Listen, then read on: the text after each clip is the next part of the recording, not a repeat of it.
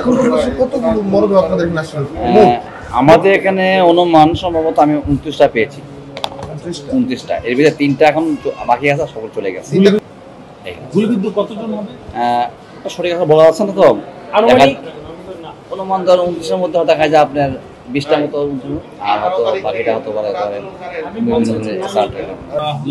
একজনের নাম হলো, এটার নাম হলো মোহাম্মদ আয়াতুল্লাহ। জি, আসলে 20 বছর। একই। আচ্ছা, আরেকজন কি? দুইজনের বাড়ি কোন জায়গায়? এটা ওনার বাড়ি হচ্ছে, আমি বলি আপনাকে, ওনার পিতার নাম হলো মোহাম্মদ সিরাজুল ইসলাম, মাতা হলো শোভা আক্তার, আর ওনার যে বড় ভাই মোহাম্মদ সোহাগ। আচ্ছা, ওনার বাড়ি কোথায়? ওনার গ্রামের নাম হলো জলুসা, পোস্ট আবিদনগর, থানা ধর্মসা, সুনামগঞ্জ। বর্তমান ভাষা হলো সুলতানা বেগমের ভাড়াটিয়া, জামতলা মৌচাক, কালিয়াকৈর গাজী। আচ্ছা, মৌচাকের বাসিন্দা। জি। তো ওনার নাম লেখা আছে মোহাম্মদ আল আমিন। আল আমিন, হ্যাঁ। ওনার বাবার নাম হলো মোহাম্মদ ইসমাইল, মা জিয়াসমিন বেগম। আর ওনাকে যে আত্মীয় নাম হলো আফলান, ওনার বোন। ওনার লেখা আছে শরীয়তপুর জেলা। ঢাকায় কোথায় ছিল? ঢাকা লেখা আছে আপনার সাভারে। কিন্তু আমরা যখন ফিঙ্গারপ্রিন্ট নিয়েছি গতকাল, আমাদের আয়োসা ছিল, আমরা পাইছেন শেরপুর বগুড়াতে পাইছেন।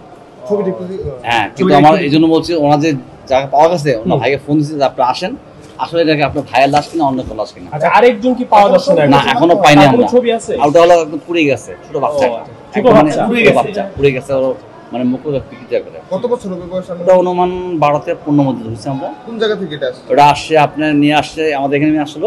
ওরা বললো জানিয়ে আসলো, বললো ইয়েতে ধানমন্ডি 32 নিয়ে আসলো। জি,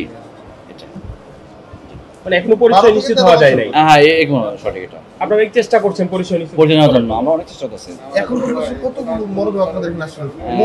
আমাদের এখানে অনুমান সম্ভবত আমি 29টা পেয়েছি। 29টা, এর ভিতরে 3টা এখন বাকি আছে, সকল চলে গেছে। কতদিন ধরে আছে? এই 3টা হলো আপনার 5 তারিখ থেকে 6 তারিখ থেকে, এই 2টা হলো 5 তারিখ থেকে, আর যেটা পুড়ে গেছে ওটা 7 তারিখ থেকে শুরু আমাদের এখানে। গুলিবিদ্ধ কতজন হবে সঠিক কথা বলা যাচ্ছে না তো, অনুমান ধর 29-এর মধ্যে দেখা যায় আপনার 20টার মতো, আর হয়তো বাকিটা হতে পারে